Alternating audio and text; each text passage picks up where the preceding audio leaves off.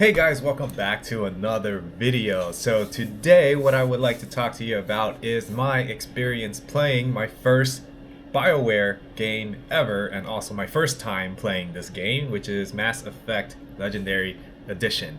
So as you can see, I just finished playing the game from with my super ultra wide monitor. I will just keep this footage rolling right in the background. But maybe I should make all my videos with this kind of layout because you hardly see anyone with the super ultra wide and playing it at the same time. Maybe I'll stream it like that. I don't know. We'll see. So let's get to it. First off, the super ultra wide monitor doesn't really work well with this game, especially for Mass Effect 1. In Mass Effect 1, I noticed that there is like this screen reflection on my left side versus the right side. It's like reflecting some lines or something like that from whatever the right side of the monitor to the left side, so it was very distracting in the first game. The second game was a little bit better, but I still noticed it. The third game was almost completely gone, so it wasn't that bad on the third game. But overall, I think the graphics hold surprisingly well. I mean, especially because it is a remastered edition. I cannot imagine playing this game with non-remaster, because I think I kind of look through YouTube and see the difference between remaster and non-remaster. It's like, wow, non-remaster really show its age, but with remastered it was kind of bearable in terms of playing it now in 2025 than, you know, in I don't know when the remaster came out, but it does look a lot better, and I'm glad I was able to play it in the remastered edition rather than when it first came out. So speaking of, you know, playing it when it first came out or not, is the wait for the sequel of the games when you make all these choices, because in this game choices actually matter. So I guess this is how you really make a game that makes your choices matter. I played a lot of RPGs with choice choosing from Ubisoft, like Assassin's Creed, Odyssey, Origins, and Valhalla, and things like that. I always felt like the choices, even if you made different choices, it didn't really matter all that much. But in Mass Effect Legendary Collection, every choice matters. Like, you have this Paragon system that makes you, you know, be a better person, or you have a renegade, which, you know, you kind of insult everybody. Also, when you choose to save a race or not, it's like it affects the outcome in the third game. So I'm quite spoiler if you have not played it, but spoiler alert. But I wish I chose a different outcome for one of my decision. My first decision was this one. I was fine with. I released the Arachne Queen because I know that in Mass Effect 3 or in the coming future it's going to be a huge war or something, and I need all the allies I can get. So I freed the Queen. Although when I saved her the second time, it kind of like she kept demanding me to save her, as if like, come on man, you're not in the position to demand me to save you. Like, I mean, the first game she was more sympathetic, or she was like more like, I know, I understand your choice and all that. But in the I think it was second game that I saved her again, or was it the third? I don't even remember which one. I played it so quick, one other for the other. So if it was second or the third one, but when I saved her again, she was like, "Free me now," and I'm like, "What the hell, man? Why would I want to free you now? At least ask nicely." But she was like, "Free me now." I was like, okay, fine. I mean, I ended up freeing her. And then she was asset to Mass Effect 3. The second decision that was really in my mind right now is the genophage for the Krogan.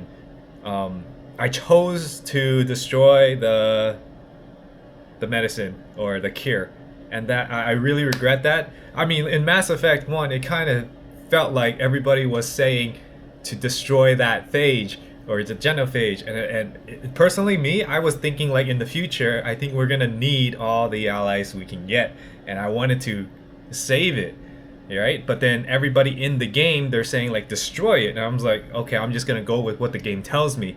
But then yeah, I really regret that decision, because in Mass Effect 3 you lose the female Krogan, and you basically, yeah, that I didn't want to lose the female Krogan. She was pretty cool when I met her on Mass Effect 3.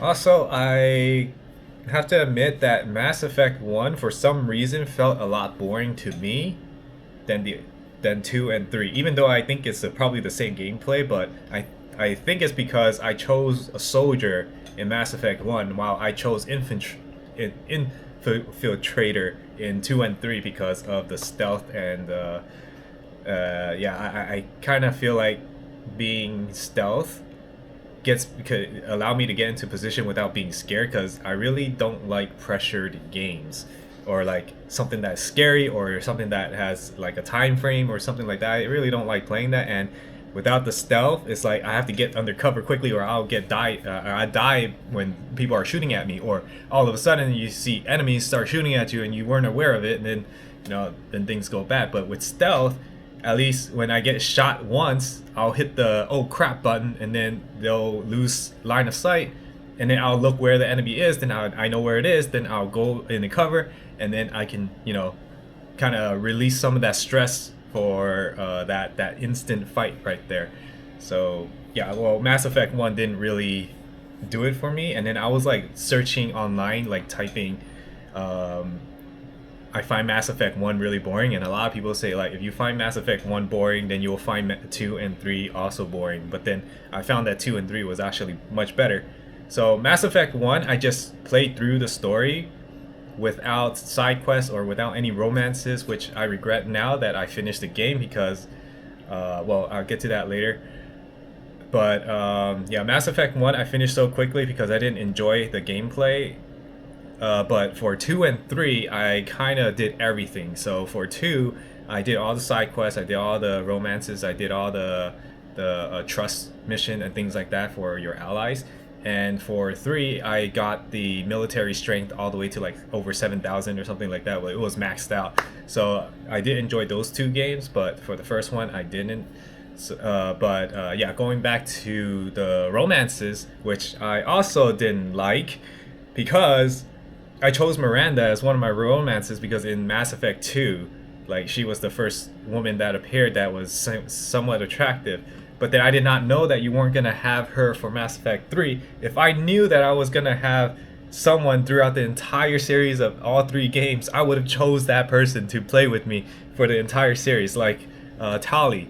I would have romanced Tali in the first game if I knew that Tali was going to be my ally for the first, second, and third. You could choose her as one of your people to be in your squad. But no, the game doesn't tell me that Miranda was just gonna appear like 7 times in Mass Effect 3, and she's not even gonna do anything for you.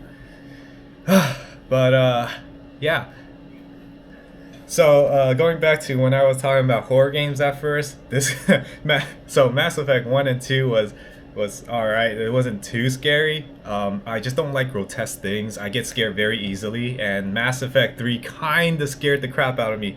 Now, it only scared me because there were like 2 scenes that had jump scares, and I was like, oh my, why am I even playing this game? Like, I can't handle. I can't handle even slightly horror games, like jump scares. I cannot handle that. That's why I'll never play Resident Evil. I will never play BioShock. I will never play any of these things that people probably think is not scary, but I just don't want to play those things. Or even Last of Us, the mushrooms and stuff like that. It's so scary. I can't enjoy my game if I'm always gonna be on my butt and like, get scared or something like that. But yeah, I hate horror games. So when Mass Effect 3 just threw at me one of those jump scares, like all of a sudden it just popped out the window, and then it's just raw, and I was like, oh crap, what the hell? Good thing I wasn't streaming that, otherwise people will be laughing at me. So another thing that confused me was in Mass Effect 3, when I was playing it, I did not know I was playing the DLCs first. Like after a certain point in the game, the DLCs will open up for you, and then I just saw them, and I just thought I was just doing the main story quest. So I jumped into it, and then I was feeling like, why is this side mission so long? Like it took like 2 hours or 3 hours to finish. like straight. I was playing it straight. I was like, why is it so long? And then when I typed it in Google and then they say it's a DLC, I was like, whoa, whoa, whoa, whoa! I don't want to be playing no DLC if I didn't finish the story, you know. So I played Leviathan first, and then I played the Citadel, the second one. Both of them I played those before I even started any of the story. But luckily, those DLCs actually go well that you do it before you do your story. So that's a plus. But I just wish I knew I was going into the DLC, you know. It didn't say, like most other games, they'll tell you that the DLC is, you know, under this section or that section. But all these quests are like lumped together in Mass Effect 3. Like you don't even know what is what. You don't even know how to organize the quest. So it was a big of a mess. But luckily I got through it. It wasn't too bad. One of the funniest thing is like every time you just walk by someone, you eavesdrop one of those NPC, and then all of a sudden you get like a quest log or something. And I was like, oh my goodness, what am I gonna do with this? But then luckily it wasn't too big of a deal, because those side quests is just go to a planet and just do a scan and then you're done. And I was like, oh, that's a simple side quest. I'd do that, you know. It's not bad. So overall, I spent about 77 hours playing throughout the entire trilogy. I think I spent like 19 hours on the first one and around 26 hours on the second, and 30 plus hours on the third one. So yeah, and I kind of burned myself out with Mass Effect. There is Mass Effect Andromeda. I haven't touched it, but I do have it. But I did not want to play it if the gameplay is gonna kind of be the same. I wanted to just try to like put it down for a little bit, because I think I Mass Effect out of it with the gameplay of that game. So right now I'm playing Avatar: Frontier of Pandora. And so far, I played about 8 hours of it, and it's actually pretty decent. It's a beautiful world, and I don't know why it didn't get a better reception, because, I mean, that saying that I never played a Far Cry game, and most people are complaining that it is a Far Cry game skinned with Avatar thing. So if I never play any Far Cry, and Avatar is my first kind of Far Cry-like game, I think if you never play any Far Cry and you like Avatar, the movies, I think you will like this game too. So yeah. But anyways, this review is about the Mass Effect, or in my opinion, about the Mass Effects. So overall, my choices would be Romance Tali first, cure the Genophage, or keep the Genophage, do not destroy it in the first game. And those are probably the main two choices that I would have made differently, and I think it would have been a better playthrough for me, because knowing that, you know, I had the most amount of allies and not see anyone die in my game. So yeah, let me know what you guys think about Mass Effect. If you have played it or haven't played it, give it a try and see if you like it. I mostly played it with keyboard and mouse. I don't know how anyone would play a shooter game with a controller, although the controller works quite well with Avatar. That being said. But anyways, if you guys like this video, please like it and comment below what you think about Mass Effect. Do you think my opinions are valid? And hopefully you enjoyed the super ultra wide shot of the gameplay of Mass Effect Legendary Collection. So yeah guys, if you haven't done so already, subscribe, and I'll see you guys in the next video. Bye!